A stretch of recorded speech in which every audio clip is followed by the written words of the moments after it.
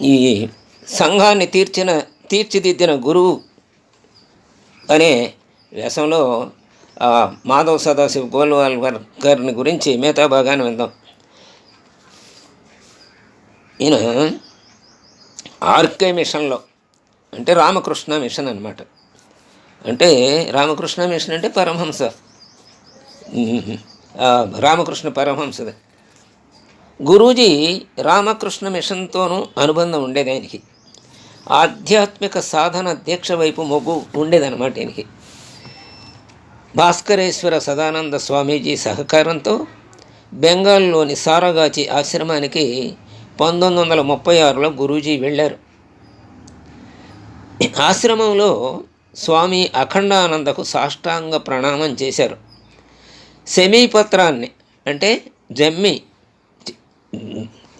ఆకుల్ని వారి పాదాలపై ఉంచారు. అంటే జమ్మి కూడా అగ్నిగర్భ అంటారు జమ్మిని. అది శమయితే పాపం శత్రు వినాశిని అర్జునస్య ధనుర్ధారి అని మనం శ్లోకం చదువుతాం కదా. కాబట్టి శమీ వృక్షాన్ని కూడా అందుకనే బెల్వదళాలతో పాటు శివుడికి జమ్మి పత్రాలను కూడా సమర్పిస్తూ ఉంటారు. అలా ఈయన ఆ అఖండానందకి ఆ పత్రాన్ని సమర్పించి శమీ పత్రాన్ని నమస్కారం చేశాడు పాదాలకి. అఖండానంద ద్వారా దీక్ష పొందాడు. తిరిగి నాగపూర్ వచ్చేశారు. సామాజిక సేవకు సంబంధించి ఈ సారగాచిలోనే స్వామి అఖండానందను కలిసింది. అక్కడ ఆయన శిష్యుడిగా ఉన్నాడనమాట. అక్కడే ఈయనకి సామాజిక సేవకు సంబంధించిన శిక్షణ కూడా లభించింది. ఎలాగంటే ఈయన అక్కడ వెళితే అందులో భగవంతుడిని స్మరిస్తూ ఉన్నాడు ఒకసారి ఆశ్రమంలో. అప్పుడు అఖండానంద అన్నాడు, పూజ పాత్రలను శుభ్రం చేయమన్నాడు ఈయన్ని. అప్పటికే మరి లాయరు, అలాగే పోస్ట్ గ్రాడ్యుయేషను చేశాడు, సర్సంఘచాలకుగా ఉన్నాడు, సంఘచాలకుగా ఉన్నాడు. ఒక పట్టణానికి అధ్యక్షులుగా ఇంత పెద్ద పదవుల్లో ఉన్న ఆశ్రమంలోకి వెళితే శిష్యులని పరీక్షలు పెడుతూ ఉంటారు. భగవంతుడు భక్తుల్ని పరీక్ష పెట్టినట్టుగా ఆయన పూజా పాత్రలు శుభ్రం చేయమన్నారు ఆయన అఖండానంద. గదులు ఉడమన్నారు, చెట్లకు నీళ్లు పోయమన్నారు. అవన్నీ కూడా శ్రద్ధతో చేశాడు ఆయన. అప్పుడు గురువుగారు భగవంతుడిని స్మరించు అన్నారు. ఎంత భావం ఉంది ఇందులో. ఆశ్రమంలో ఒక కర్మయోగి సాధన గురూజీకి లభించిందన్నమాట. కర్మయోగులు ఎప్పుడు కూడా ఏ పనిని కూడా తక్కువగా అంచనా వేయరు. అన్ని పనులు మనవే. మన శరీరంలోని అవయవాలన్నీ ఒక్కొక్క అవయవం ఒక్కొక్క పని చేస్తూ ఉంటుంది. అలాగే మన దేనిని మనం అసహించుకోకూడదు. మలమూత్రాలు వెళ్ళేవి కూడా మన అవయవాలే. అవి కనుక బీసిపోతే ఏమైపోతాం, ప్రాణమైపోతుంది. కాబట్టి వాటిని శ్రద్ధగా చూసుకోవాల్సిందే, వాటిని శ్రద్ధగా ఉంచుకోవాల్సిందే. అలా అంటే ప్రతి పని పట్ల మనం సమభావంతో ఉండాలి.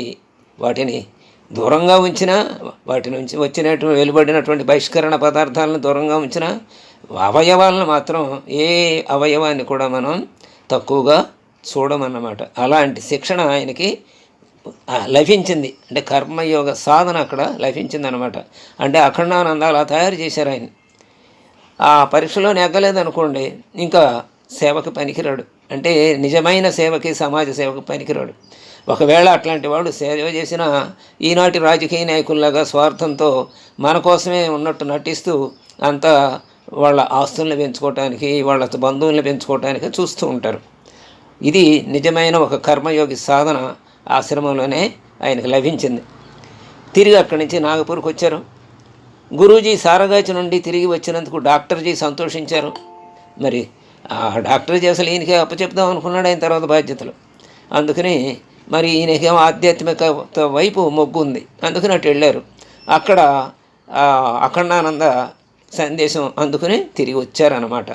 ఓహో, నీవు ఆశ్రమంలో కాదు ఉండాల్సింది, సమాజంలో ఉండాలి, సమాజంలో నీ సేవ అవసరం అని ఆయనకి పరోక్షంగా తెలియజెప్పారనమాట అఖండానంద. అందుకని వచ్చేసారు ఇక్కడికి గురూజీ సారగాచి నుంచి. ఈ తిరిగి ఇక్కడ నాగపూర్కి వస్తే ఈయన డాక్టర్జీ చాలా సంతోషించాడు. 1938లో విదర్భ ప్రాంత శిక్షావర్గ సర్వాధికారిగా గురూజీని నియమించారు. విదర్భ అంటే ఇది మహారాష్ట్రలో ప్రాంతం, విదర్భ అంటారు. ఆ ప్రాంతంలో ఒక శిక్షా వర్గ జరిగింది. ఏటా జరుగుతుంటాయి. అప్పుడు ఈ 100 ఏళ్ల నుంచి ప్రతి సంవత్సరం 2 సార్లు 3 శిక్షా వర్గాలు జరుగుతాయి. ఒకటి ప్రాథమిక శిక్షా వర్గాన్ని, దాన్నే ఇప్పుడు మార్చారు. ఆ ప్రాథమిక శిక్షా వర్గ 7 రోజులు ఉంటుంది. అంటే అసలు సంఘం అంటే ఏమిటో తెలియని వాళ్ళు ఊరినే శాఖకు వచ్చే వాళ్ళకి మామూలుగా ఆ వారం రోజులు శిక్షణ ఇస్తారు. అది అయిపోయిన తర్వాత ప్రథమ వర్షం ఉంటుంది, అందులో 20 రోజులు శిక్షణ ఉంటుంది. ఇది యావత్ భారతదేశంలోనూ ఉంటుంది. జిల్లాకి పరిమితమయ్యో ప్రాంతానికి పరిమితమయ్యో అక్కడ ఉండే సంఖ్యను బట్టి అన్ని చోట్ల జరుగుతుందన్నమాట. అంటే సంఖ్యను చూసుకుని ఎక్కువగా ప్రాంతానికి జరుగుతుంటుంది. ప్రథమ వర్ష, ద్వితీయ వర్ష, తృతీయ వర్షమేమో, ఆ ప్రథమ వర్ష ద్వితీయ వర్షలేమో 20 రోజులు ఉండేవి. ఆ తృతీయ వర్ష వరకు 40 రోజులు ఉండేవి అట మొదట్లో. ఆ తర్వాత 30 రోజులు తగ్గించారు. ఇప్పుడు మరి ఎన్నాళ్ళు చేస్తున్నారో అది నాకైతే ఇప్పుడు గుర్తులేదు. ఈ రెండు మాత్రం 20 రోజులు, ప్రథమ వర్ష ద్వితీయ వర్ష. అంటే ప్రథమ వర్షం అంటేనేమో ఇంటర్మీడియట్, ద్వితీయ వర్ష అంటేనేమో కాలేజీ, తృతీయ వర్ష అంటేనేమో పోస్ట్ గ్రాడ్యుయేషన్ అంటే విశ్వవిద్యాలయం అనమాట. ఇది ప్రాథమిక శిక్షా వర్గం అంటే ప్రాథమిక పాఠశాల లాంటిదని చెప్పుకోవచ్చు. అలా 38లో విదర్భ ప్రాంతంలో శిక్షా వర్గ జరిగితే దానికి సర్వాధికారిగా అంటే ఇన్ఛార్జిగా నియమించారు ఈయన్ని.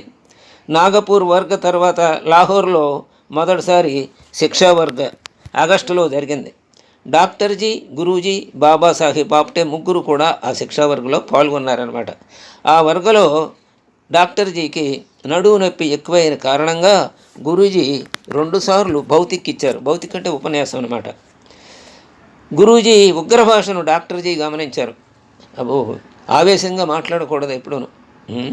అలా ఆవేశంగా మాట్లాడటం చేస్తున్నాడు అనమాట. నరికేస్తాను, చంపేస్తాను అట్టే మాట్లాడుతుంటాం కదా అవతల వాళ్ళని. అలాంటి భాష మాట్లాడారేమో. అయితే సమాజ కార్యానికి సాత్వికత చాలా అవసరం అని చెప్పారన్నమాట. అందుకని గురూజీ ఉగ్ర భాషను డాక్టర్జీ గమనించి సంఘటన నిర్మాణంలో అందరినీ కలుపుకెళ్ళేటప్పుడు ఉగ్ర భాష పనికిరాదు నాయనా అని, సరికాదని చెప్పి డాక్టర్జీ గురూజీలో మార్పును తీసుకొచ్చారు. అసలు డాక్టర్జీనే పెద్ద కోపిష్టి. ఎప్పుడు ముక్కు మీద ఉండేది ఆయన కోపం. సంఘ కార్యాన్ని అందరినీ, సమాజంలో అందరినీ సంఘటితపరచాలి, అందరినీ ఏకం చేయాలి అని నేను అనుకుంటున్నప్పుడు నేను కోపంగా ఉంటే ఎట్లా అని చెప్పి తన కోపాన్ని తాను తగ్గించుకున్నాడు. అలా పుట్టుకతో వచ్చిన ఒక దుర్లక్షణాన్ని ఆయన సాధన చేసి తగ్గించుకున్నాడు సమాజ కార్యం కోసం వచ్చే ముందు. అంతటి మహానుభావుడు డాక్టర్జీ. అలాంటి మహానుభావుడే ఈయన కూడా. ఈయనకు ఒకసారి తేలు కుట్టింది చదువుకుంటూ ఉండగా. ఎవరికి? ఈ గురూజీ గారికి తేలు కుడితే ఆ తేలు కాలు కుట్టింది. అప్పుడు అంత తర్వాత పరీక్షలు కూడా ఉన్నాయి మరో రోజున.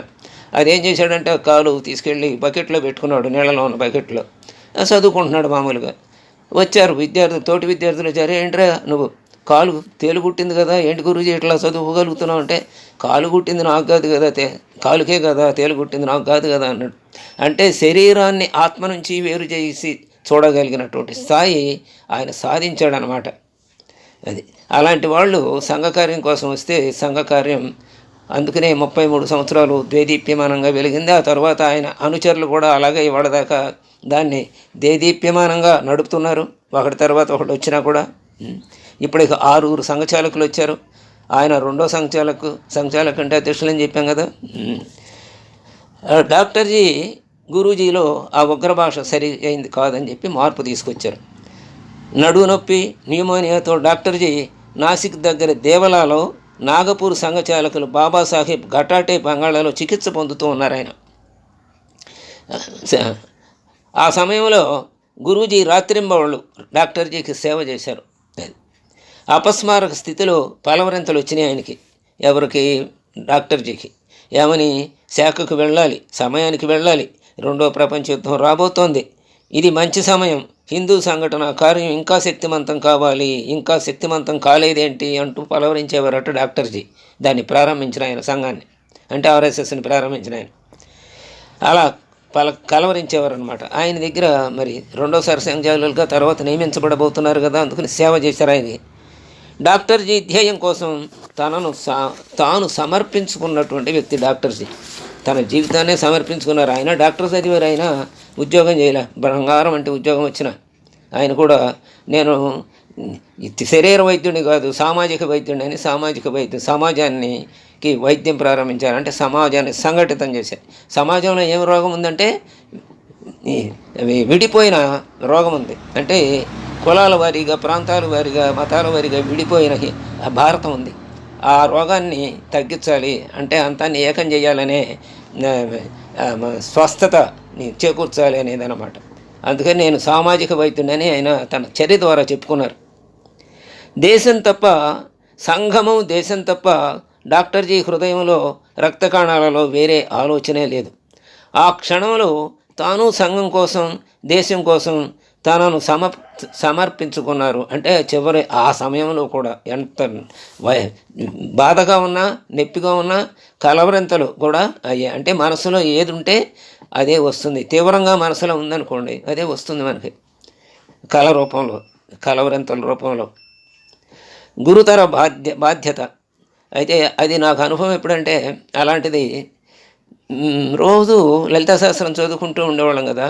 ఆ తర్వాత ఆ అమ్మే మనకు మార్గదర్శనం చేస్తుంది, ఆ అమ్మే ఆంజనేయదేవి చేతితో అక్కడ చిత్రం రూపంలో వచ్చింది అనే భావన మాలో ఉంది. కాబట్టి నాకు యాక్సిడెంట్ అయినప్పుడు ఆపరేషన్ చేసి బుర్రకి మెదడుకి చేస్తే నన్ను నీ పేరేంటి అంటూ నన్ను అడిగారు. అడిగితే నాకు ఒకటే గుర్తుంది, నా పేరెందుకే మీకు, నన్ను అమ్మ దగ్గరికి పంపించండి అని ఒకే మాట మాట్లాడాను. అది మాత్రం నాకు గుర్తుంది ఆ సమయంలో. అంటే అంత తీవ్రంగా మరి ఆ రోజుల్లో అమ్మని గురించి ఆలోచన ఉంది. అందుకనే అదొకటే వచ్చింది. అంటే బతకనని నాకు కూడా ఏదో లోపల ఒక ఆలోచన వచ్చిందేమో. అందుకని ఆ మాట డాక్టర్లకి 3 సార్లు అడిగిన వాళ్ళు అదే చెప్పాను నేను. అది అలా నిలబడిపోయి ఉంటే ఇంకా బాగుండేది. అదే ఇప్పుడు ఈ నెలల్లో మధ్య మధ్యలో లౌకిక వ్యవహారాలు అవి కూడా కాస్త చోటు చేసుకుంటూ ఉంటాయి సహజంగా. అలా దేశం కోసం తనని తాను సమర్పించుకున్న వ్యక్తి డాక్టర్జీ. ఇక గురుతర బాధ్యత ఇప్పుడు వస్తోంది దీనికి. డాక్టర్జీ ముందే సూచించినట్టు జూలై 3వ తారీఖున 3వ తేదీన విదర్భ ప్రాంత సంఘచాలక్ బాబా సాహెబ్ పాథ్య ఆద్య సర్వసంఘ, అంటే ఈ విదర్భ ప్రాంతానికి, అంటే ప్రతి ప్రాంతానికి ఒక సంఘచాలక్ ఉంటాడు, అధ్యక్షుడు. అంటే రాష్ట్రానికి ముఖ్యమంత్రి ఉన్నట్టు, అన్ని రాష్ట్రాలకి ముఖ్యమంత్రులు ఉన్నట్టు, ఏదైనా ఒక సంఘం ఉంటే సంఘానికి జిల్లా అధ్యక్షుడు, అలాగే రాష్ట్ర అధ్యక్షుడు, అలాగే మండల అధ్యక్షుడు ఉంటారు కదా. అలా ఆ రోజున విదర్భ ప్రాంతంలో జరిగింది కదా ఇక్కడ సంఘశిక్ష వర్గ, అప్పుడే కదా ఈయన తప్పుపడింది డాక్టర్జీ. అందుకని అక్కడ సంఘచాలక్ ఎవరు ఉంటే ప్రాంతానికి బాబా సాహెబ్ పాథ్య. ఆయన ఏమని చెప్పారంటే, ఆద్య సరసంఘ చాలకులు డాక్టర్జీ తన సర్వాధికారాలు పరమ పూజనయ్య మాధవరావుకు ఇవ్వాలని నిర్ణయించారు అని ఈ పాథ్య గారు చెప్పారు. పాథ్య గారు, బాబాసాహెబ్ పాథ్య గారు. అంటే డాక్టర్జీ యొక్క ఉద్దేశాన్ని ఆయన తెలిపారనమాట. మాధవరావు గోల్వాల్కర్ రాష్ట్రీయ స్వయం సేవక సంఘానికి సర్సంఘ్ చాలక్గా ఉంటారు, ఇక డాక్టర్జీ స్థానంలో గురూజీ ఉంటారు అని ప్రకటించారు ఈ విదర్భ ప్రాంత సంఘచాలక్ బాబాసాహెబ్ పాథ్య గారు.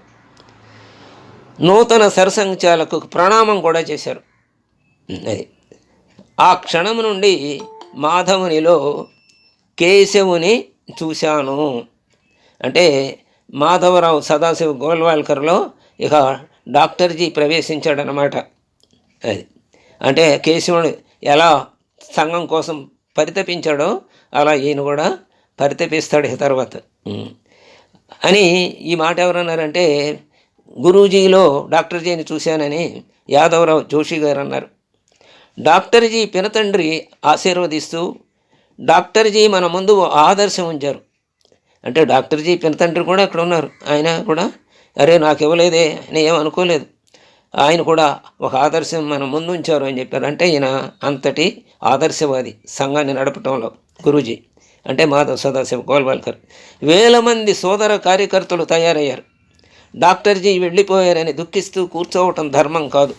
సంఘ కార్యంలో మనం నిమగ్నం కావాలి. డాక్టర్జీ మనల్ని వదిలి వెళ్ళిపోలేదు. ఇప్పుడు మనం మాధవరావు గోల్వాల్కర్లో వారిని చూస్తున్నాం. డాక్టర్జీ ఆదేశాలను పాటించడమే మన కర్తవ్యం అన్నారు యాదవరావు జోషి. తరువాత గురూజీ మాట్లాడుతూ డాక్టర్జీ ఊహకందని రీతిగా సర్సంఘ్ చాలక్ బాధ్యత నాకు అప్పచెప్పారు. ఇది విక్రమార్క సింహాసనం లాంటిది.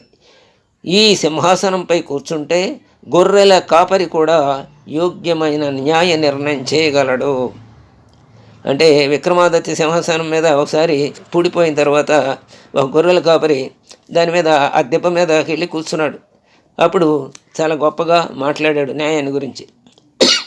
అంటే అలాంటి విక్రమాదిత్య సింహాసనం ఇది. కాబట్టి గొర్రెల కాపరి అంటే నేను పెద్ద గొప్పవాణ్ణేం కాదు, ఈ సింహాసనం అలాంటిది, బాధ్యత అలాంటిది, ఆ బాధ్యతే నన్ను అంత బాధ్యతగా నడిపిస్తుంది అదే అని చెప్పాడు అనమాట. కాబట్టి డాక్టర్జీ తపోబలం వల్ల నా నుండి యోగ్యమైన మాటలే వస్తాయి, నాతో యోగ్యమైన పనే చేయించగలుగుతారు. డాక్టర్జీ మనకు మార్గదర్శనం చేశారు, ఆ మార్గంలో పయనించటమే మన కర్తవ్యం. ఈ కార్యం ద్వారా మాత్రమే దేశానికి శుభం కలుగుతుంది అన్నారు. తర్వాత మిగతా భాగం రేపు తెలుసుకుందాం. రైలు బోగినే ఆయన ఇల్లులాగా అలా ప్రయాణం చేశారనమాట. దాని విషయం రేపు తెలుసుకుందాం. స్వస్తి.